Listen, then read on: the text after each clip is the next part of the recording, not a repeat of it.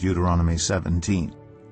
Do not sacrifice to the Lord your God an ox or a sheep that has any defect or flaw in it, for that would be detestable to him.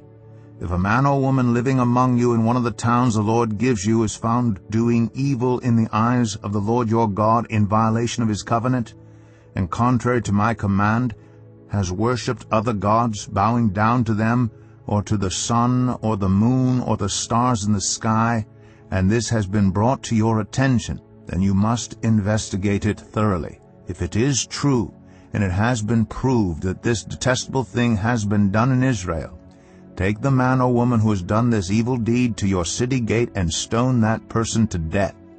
On the testimony of 2 or 3 witnesses, a person is to be put to death, but no one is to be put to death on the testimony of only 1 witness. The hands of the witnesses must be the first in putting that person to death, and then the hands of all the people. You must purge the evil from among you. If cases come before your courts that are too difficult for you to judge, whether bloodshed, lawsuits, or assaults, take them to the place the Lord your God will choose. Go to the Levitical priests and to the judge who is in office at that time. Inquire of them, and they will give you the verdict. You must act according to the decisions they give you at the place the Lord will choose. Be careful to do everything they instruct you to do. Act according to whatever they teach you and the decisions they give you. Do not turn aside from what they tell you, to the right or to the left. Anyone who shows contempt for the judge or for the priest who stands ministering there to the Lord your God is to be put to death. You must purge the evil from Israel. All the people will hear and be afraid, and will not be contemptuous again. When you enter the land the Lord your God is giving you, and have taken possession of it, and settled in it, and you say, Let us set a king over us like all the nations around us, be sure to appoint over you a king the Lord your God chooses. He must be from among your fellow Israelites. Do not place a foreigner over you, one who is not an Israelite. The king, moreover, must not acquire great numbers of horses for himself, or make the people return to Egypt to get more of them. For the Lord has told you, you are not to go back that way again. He must not take many wives, or his heart will be led astray. He must not accumulate large amounts of silver and gold. When he takes the throne of his kingdom, he is to write for himself on a scroll a copy of this law, taken from that of the Levitical priests. It is to be with him, and he is to read it all the days of his life, so that he may learn to revere the Lord his God and follow carefully all the words of this law and these decrees, and not consider himself better than his fellow Israelites, and turn from the law to the right or to the left. Then he and his descendants will reign a long time over his kingdom in Israel. Deuteronomy 18. The Levitical priests, indeed the whole tribe of Levi, are to have no allotment or inheritance with Israel. They shall live on the food offerings presented to the Lord, for that is their inheritance. They shall have no inheritance among their fellow Israelites. The Lord is their inheritance, as he promised them. This is the share due the priests from the people who sacrifice a bull or a sheep, the shoulder, the internal organs, and the meat from the head. You are to give them the first fruits of your grain, new wine, and olive oil, and the first wool from the shearing of your sheep. For the Lord your God has chosen them and their descendants out of all your tribes to stand and minister in the Lord's name always. If a Levite moves from one of your towns anywhere in Israel where he is living, and comes in all earnestness to the place the Lord will choose, he may minister in the name of the Lord his God like all his fellow Levites who serve there in the presence of the Lord. He is to share equally in their benefits, even though he has received money from the sale of family possessions. When you enter the land the Lord your God is giving you, do not learn to imitate the detestable ways of the nations there. Let no one be found among you who sacrifices their son or daughter in the fire, who practices divination or sorcery, interprets omens, engages in witchcraft, or casts spells, or who is a medium or spiritist, or who consults the dead. Anyone who does these things is detestable to the Lord. Because of these same detestable practices, the Lord your God will drive out those nations before you. You must be blameless before the Lord your God. The nations you will dispossess listen to those who practice sorcery or divination. But as for you, the Lord your God has not permitted you to do so. The Lord your God will raise up for you a prophet like me from among you, from your fellow Israelites. You must listen to him. For this is what you asked of the Lord your God at Horeb on the day of the assembly, when you said, Let us not hear the voice of the Lord our God, nor see this great fire any more, or we will die. The Lord said to me, What they say is good.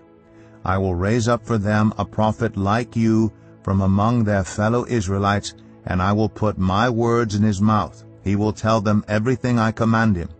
I myself will call to account anyone who does not listen to my words, that the prophet speaks in my name. But a prophet who presumes to speak in my name anything I have not commanded, or a prophet who speaks in the name of other gods, is to be put to death. You may say to yourselves, How can we know when a message has not been spoken by the Lord? If what a prophet proclaims in the name of the Lord does not take place or come true, that is a message the Lord has not spoken. That prophet has spoken presumptuously, so do not be alarmed. Deuteronomy 19. When the Lord your God has destroyed the nations whose land he is giving you, and when you have driven them out and settled in their towns and houses, then set aside for yourselves 3 cities in the land the Lord your God is giving you to possess. Determine the distances involved, and divide into 3 parts the land the Lord your God is giving you as an inheritance, so that a person who kills someone may flee for refuge to one of these cities. This is the rule concerning anyone who kills a person and flees there for safety. Anyone who kills a neighbor unintentionally, without malice aforethought. For instance, a man may go into the forest with his neighbor to cut wood, and as he swings his axe to fell a tree, the head may fly off and hit his neighbor and kill him. That man may flee to one of these cities and save his life. Otherwise, the avenger of blood might pursue him in a rage, overtake him if the distance is too great, and kill him even though he is not deserving of death, since he did it to his neighbor without malice aforethought. This is why I command you to set aside for yourselves 3 cities. If the Lord your God enlarges your territory as he promised on oath to your ancestors, and gives you the whole land he promised them, because you carefully follow all these laws I command you today, to love the Lord your God, and to walk always in obedience to him, then you are to set aside 3 more cities. Do this so that innocent blood will not be shed in your land, which the Lord your God is giving you as your inheritance, and so that you will not be guilty of bloodshed.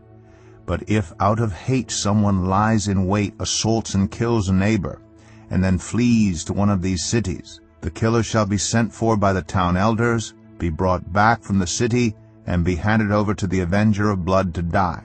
Show no pity. You must purge from Israel the guilt of shedding innocent blood, so that it may go well with you. Do not move your neighbor's boundary stone set up by your predecessors in the inheritance you receive in the land the Lord your God is giving you to possess. 1 witness is not enough to convict anyone accused of any crime or offense they may have committed. A matter must be established by the testimony of 2 or 3 witnesses. If a malicious witness takes the stand to accuse someone of a crime, the 2 people involved in the dispute must stand in the presence of the Lord before the priests and the judges who are in office at the time. The judges must make a thorough investigation, and if the witness proves to be a liar, giving false testimony against a fellow Israelite, then do to the false witness as that witness intended to do to the other party. You must purge the evil from among you. The rest of the people will hear of this and be afraid, and never again will such an evil thing be done among you. Show no pity.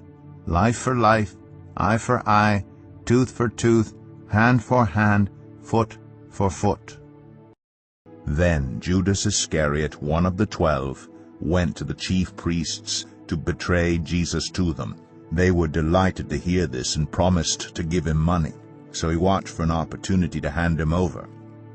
On the first day of the festival of unleavened bread, when it was customary to sacrifice the Passover lamb, Jesus' disciples asked him, "Where do you want us to go and make preparations for you to eat the Passover?" So he sent 2 of his disciples, telling them, "Go into the city, and a man carrying a jar of water will meet you. Follow him.